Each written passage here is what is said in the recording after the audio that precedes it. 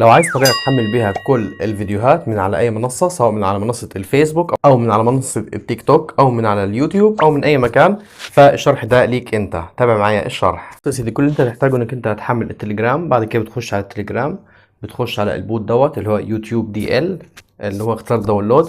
ده شكله لازم يكون بالشكل دوت، يعني تعمل البحث هتلاقي بالشكل دوت.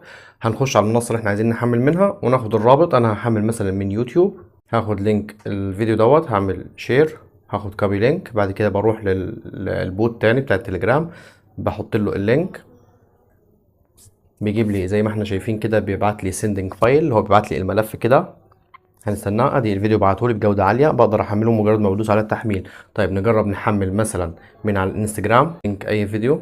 هندوس على 3 نقط، هندوس على كلمه لينك، هتاخد اللينك كوبي. نروح على التليجرام مره تانية، هنحط الفيديو، اللينك،